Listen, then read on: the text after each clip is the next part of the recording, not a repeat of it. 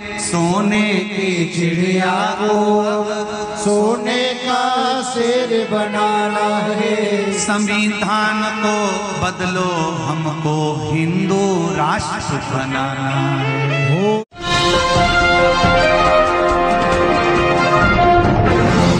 साथियों नमस्कार, मैं हूं नीरज पटेल और आप देख रहे हैं नेशनल जनमत। मोदी सरकार, या यूं कहें कि मोदी तो मात्र मुखौटा हैं, उनके पीछे संघी विचारधारा की, दक्षिणपंथी विचारधारा की सरकार चाहती है कि संविधान में बदलाव हो जाए। बदलाव हो पाता है या नहीं, ये देश के लोगों की जागरूकता पर निर्भर करेगा, लेकिन इतना तय है कि विभिन्न कथावाचकों को, दलाल पत्रकारों को, दक्षिणपंथी विचारधारा के लेखकों को, तथाकथित बुद्धिजीवियों को इस काम में लगा दिया गया है कि देश में माहौल बनाएं कि देश को अब नए संविधान की जरूरत है। जिस समय प्रधानमंत्री मोदी लाल किले की प्राचीर से चुनावी भाषण ठोक रहे थे, उसी समय उनके आर्थिक सलाहकार परिषद के अध्यक्ष विवेक देवराय का आर्टिकल अंग्रेजी के समाचार पत्र मिंट में छपता है,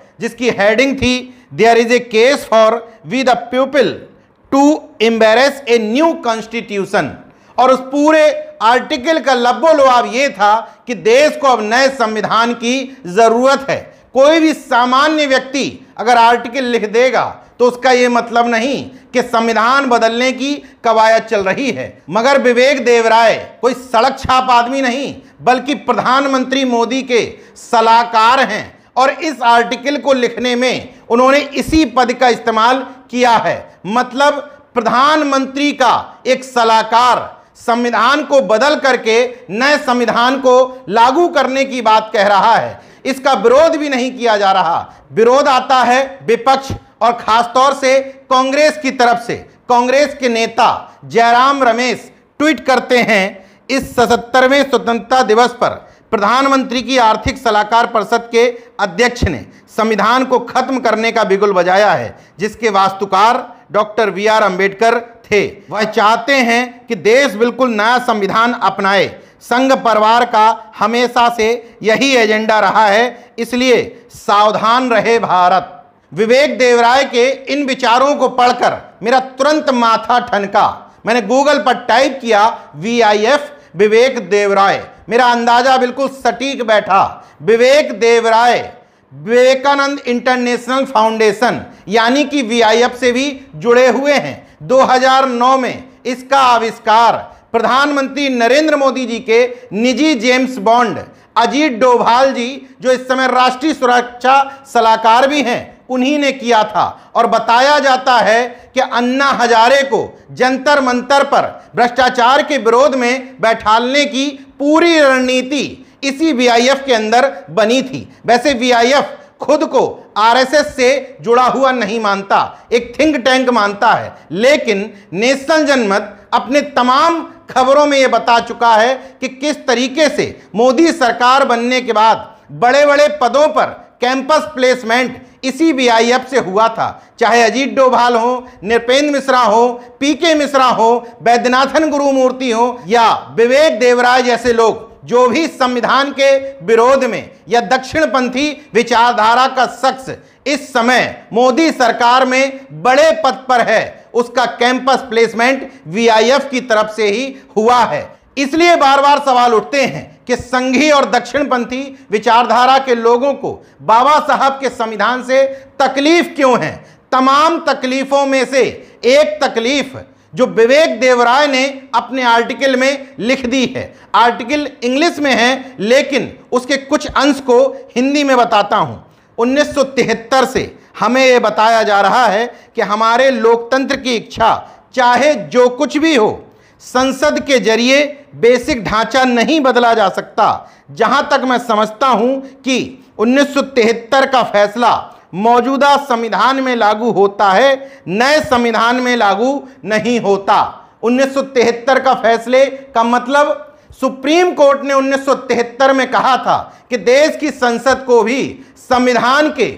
मूलभूत ढांचे में, बेसिक स्ट्रक्चर में बदलाव करने का अधिकार नहीं है। और इसी बात का द्रोना विवेक देवराय अपने आर्टिकल में लिखते हैं, चूंकि सुप्रीम कोर्ट का जो भी फैसला मोदी सरकार को पसंद नहीं आता, विधेयक ला करके संसद के माध्यम से उसको कानून बना दिया जाता है। हाल फिलहाल ईडी डायरेक्टर की नियुक्ति का मामला हो या दिल्ली में ट्रांसफर पोस्टिंग का अधिकार राज्यपाल के पास रहेगा या मुख्यमंत्री के पास, इन तमाम मामलों में सुप्रीम कोर्ट के फैसले के उलट विधेयक लाए और उस फैसले को पलट दिया, मगर संविधान के मूलभूत ढांचे में खिलवाड़ और छेड़छाड़ नहीं कर पा रहे, क्योंकि सुप्रीम कोर्ट ने कह दिया था कि संविधान के बेसिक स्ट्रक्चर में बदलाव करने का अधिकार संसद को भी नहीं है। इसलिए विवेक देवराय के आर्टिकल की साजिश को समझिए।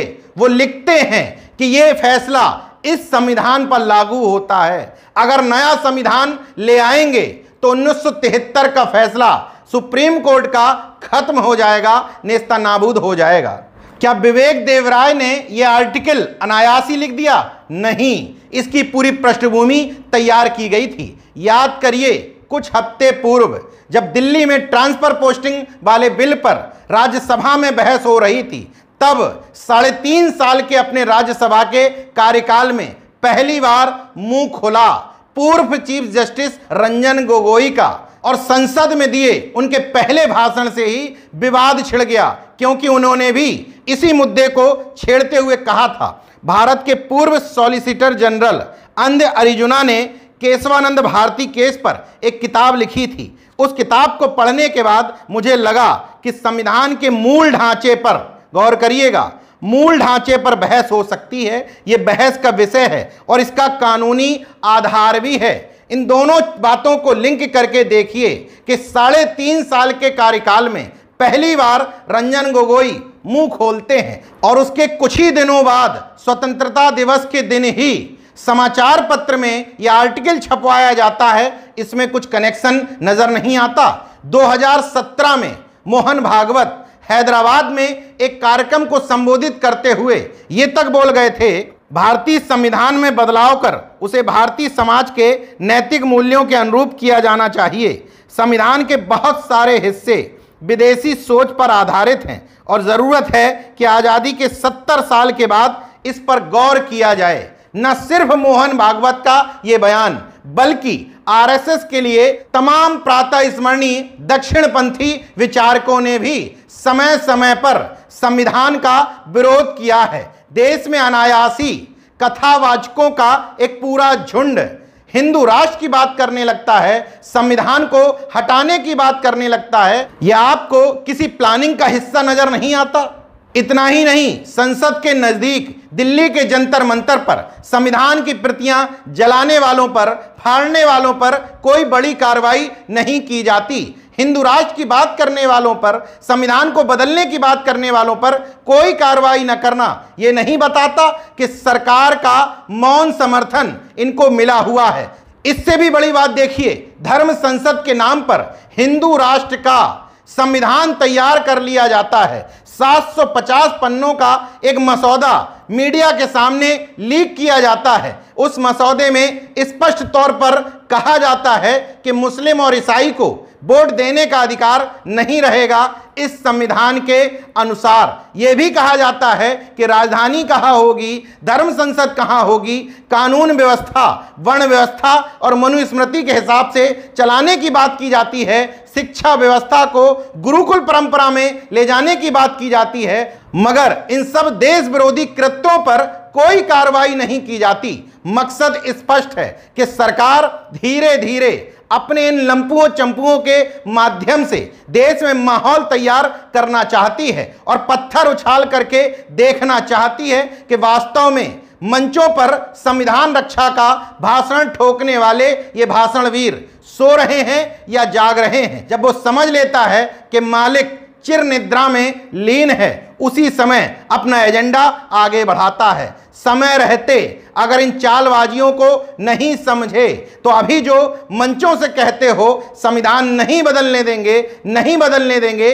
उसमें बदलाव हो भी जाएगा, नया संविधान आ भी जाएगा और देश को हिंदू राष्ट्र घोषित करके वर्ण व्यवस्था और मनुस्मृति का शासन देश पर लागू भी कर दिया जाएगा और यहां हम भाषण भी देते रह जाएंगे। नई संसद के बनाने के बाद तमाम लोगों ने सवाल उठाए थे कि अब अगला कदम नए संविधान पर होगा। कहा जाता है लोकतंत्र में असली मालिक जनता है, तो मालिक बनकर अपना अधिकार समझो और अपने नौकरों को अपने खिलाफ कोई काम ना करने दो, इसी में समझदारी है, वरना मानसिक गुलाम होकर के शारीरिक गुलाम बनने के लिए तैयार रहो।